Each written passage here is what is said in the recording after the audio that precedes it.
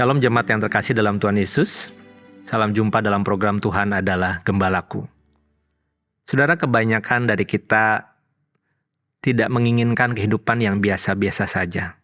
Kita yang menginginkan satu kehidupan yang menyenangkan, yang penuh dengan petualangan.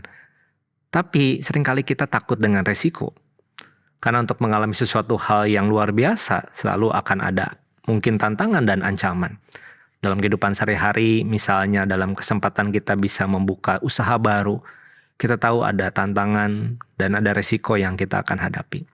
Seringkali waktu kita takut untuk melangkah, kita tidak bisa mengalami apa yang sebenarnya tersedia di depan bagi kita. Sudah dari perenungan hari ini kita akan belajar bagaimana kita hidup berjalan bersama dengan Tuhan dan kita tahu ada resiko yang akan kita hadapi. Mari kita membaca dari Injil Matius pasal 10 ayat 24 sampai 33. Seorang murid tidak lebih daripada gurunya, atau seorang hamba daripada tuannya. Cukuplah bagi seorang murid jika ia menjadi sama seperti gurunya, dan bagi seorang hamba jika ia menjadi sama seperti tuannya. Jika tuan rumah disebut Beelzebul, apalagi seisi rumahnya. Jadi janganlah kamu takut terhadap mereka, karena tidak ada sesuatu pun yang tertutup, yang tidak akan dibuka, dan tidak ada sesuatu pun yang tersembunyi, yang tidak akan diketahui. Apa yang akan kukatakan kepadamu dalam gelap, katakanlah itu dalam terang. Dan apa yang dibisikkan ke telingamu, beritakanlah itu dari atas atap rumah. Dan janganlah kamu takut kepada mereka yang dapat membunuh tubuh, tetapi yang tidak berkuasa membunuh jiwa. Takutlah terutama kepada Dia yang berkuasa membinasakan baik jiwa maupun tubuh dalam neraka. Bukankah burung pipit dijual 2 ekor seduit? Namun seekor pun daripadanya tidak akan jatuh ke bumi di luar kehendak Bapamu. Dan kamu, rambut kepalamu pun terhitung semuanya. Sebab itu janganlah kamu takut, karena kamu lebih berharga daripada banyak burung pipit. Setiap orang yang mengakui aku di depan manusia, aku juga akan mengakuinya di depan Bapa-Ku yang di surga. Tetapi barang siapa menyangkal aku di depan manusia, aku juga akan menyangkalnya di depan Bapa-Ku yang di surga. Nah, saudara yang terkasih dalam Tuhan Yesus, satu kata yang terus berulang di dalam bagian ini yaitu takut. Yesus mengajak murid-muridnya bukan untuk berpetualang tanpa risiko, tetapi untuk menghadapi ketakutan yang nyata dalam hidup mereka.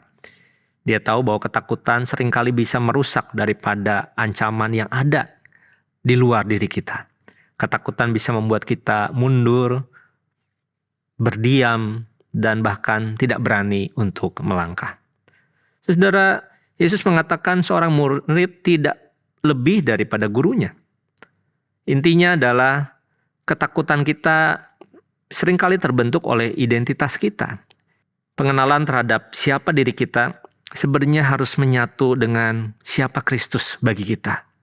Jika murid adalah seperti guru, maka bagian kita sebenarnya tidak akan lebih mudah daripada apa yang dialami oleh sang guru, yaitu Yesus sendiri. Ketakutan terbesar kita bukan kepada apa yang sebenarnya dunia bisa lakukan kepada kita. Tetapi ketakutan kita justru berasal dari kehilangan akan siapa jati diri kita. Saudara, Yesus menunjuk kepada dirinya sebagai sebuah standar bahwa di dalam Dia kita dibentuk untuk menjadi serupa dengan kasih-Nya, bukan sekadar untuk diterima oleh dunia. Saudara, menariknya Tuhan mengetahui yang tersembunyi. Dia ingin kita berangkat dari satu ketakutan kepada sebuah langkah keberanian.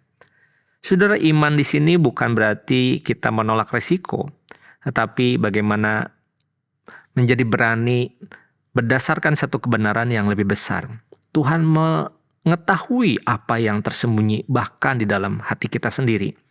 Jadi sebenarnya kita tidak terlalu harus pusing dan takut terhadap opini atau pendapat atau tekanan manusia di luar diri kita.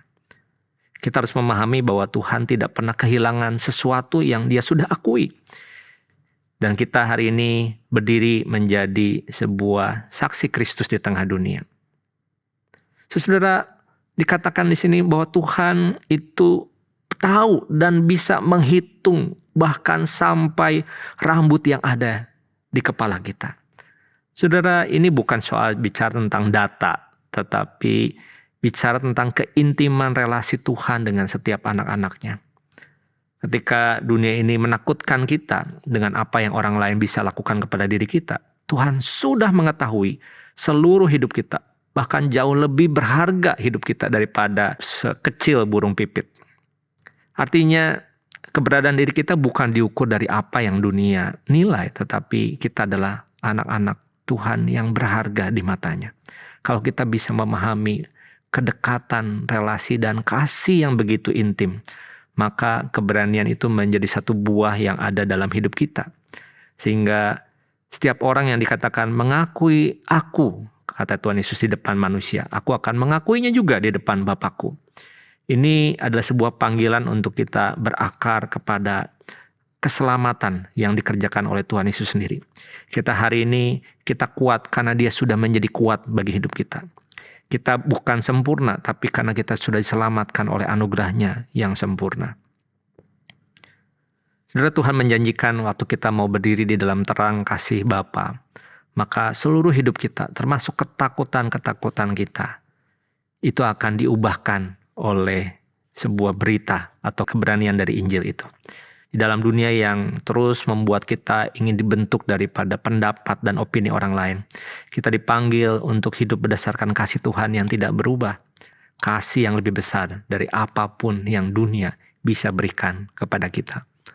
Maukah kita mengakui Tuhan dalam setiap laku dan juga jalan hidup kita?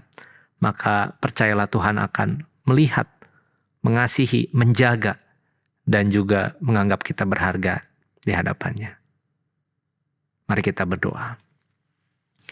Tuhan, ketika kami melihat dunia ini yang begitu bisa menakutkan kami, yang membuat kami bisa ditentukan dari apa yang dunia akui atau orang katakan kepada kami. Kami tidak harus mencari pengakuan itu karena sesungguhnya hidup kami sudah diselamatkan dan berharga di mata Tuhan. Sehingga apapun yang kami lakukan dan kami kerjakan bersama dengan Tuhan, itu akan mendatangkan damai sejahtera dan satu keberanian untuk melaluinya. Dan kami percaya Tuhan yang berjalan di belakang dan di depan kami, dan juga di samping kami. Kami bersyukur di dalam nama Tuhan Yesus. Amin.